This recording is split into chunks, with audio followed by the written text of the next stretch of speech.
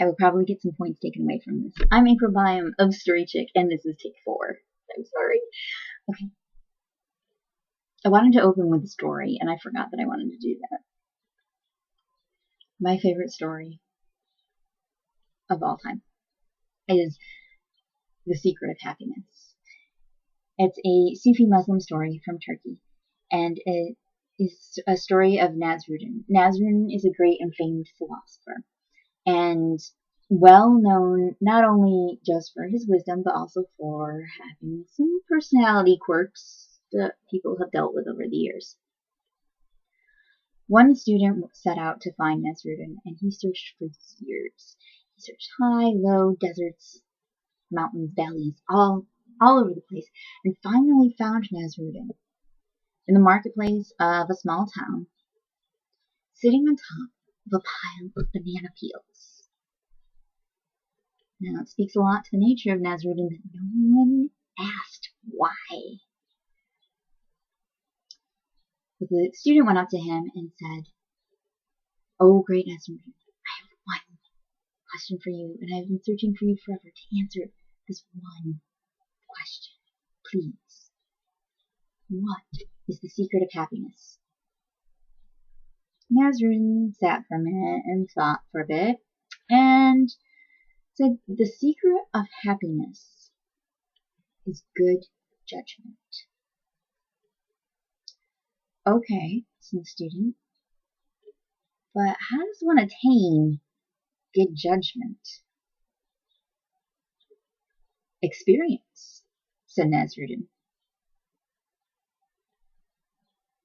The student nodded and said, "Okay, I get it. Yeah.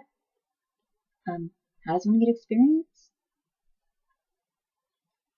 Nasruddin sat, scratched a banana peel stuck to his arm, said, "Bad judgment." I love that story.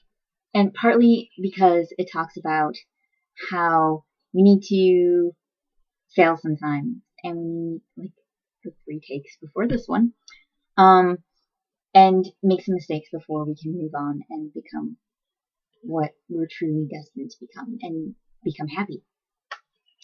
So let me tell you a bit about myself and about Storychick.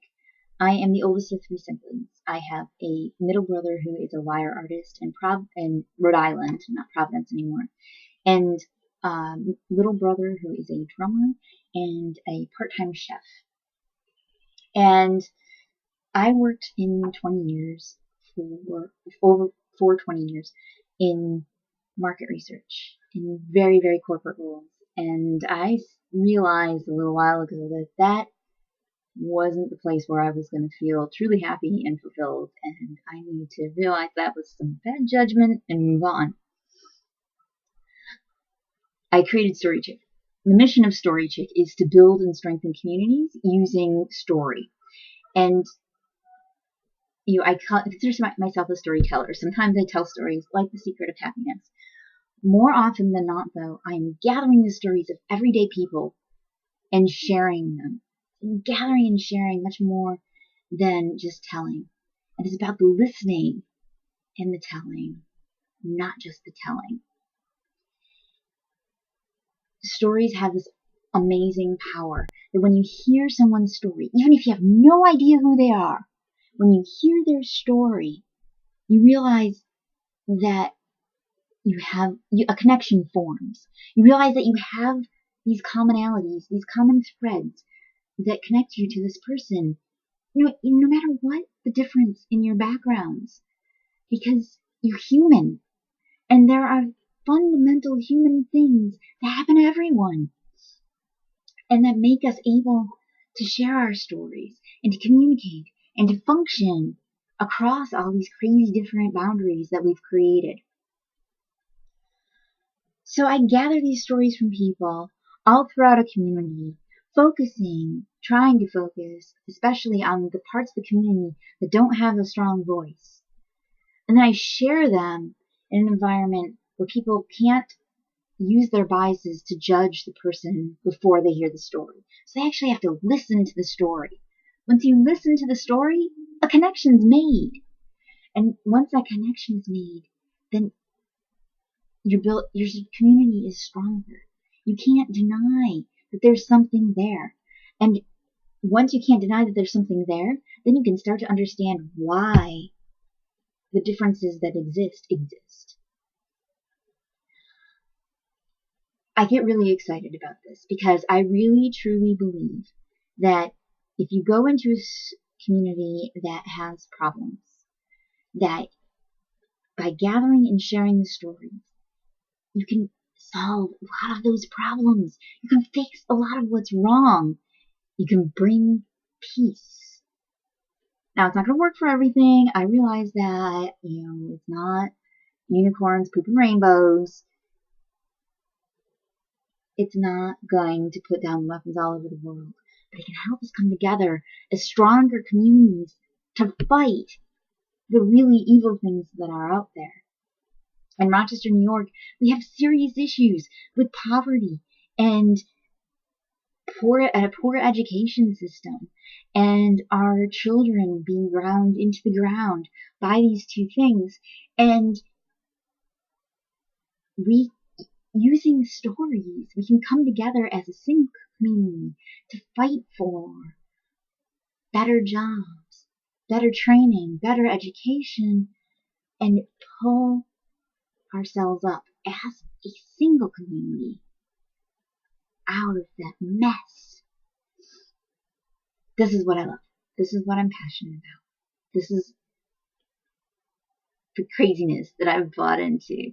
I do this through live performances. I teach courses in story gathering and sharing. I really want people to understand that they are surrounded by stories every day and that they need to listen and archive those stories, whether it's just in their memory or on audio recordings or in notes. Because those stories, they can then share down the road to make connections with other people. And this is what we're built for as humans. This capacity of articulating our experiences and being able to remember what we've heard and then taking it and sharing it on down the road. This is how we function as a race without all the silly boundary lines that we've drawn all over the place prior to this.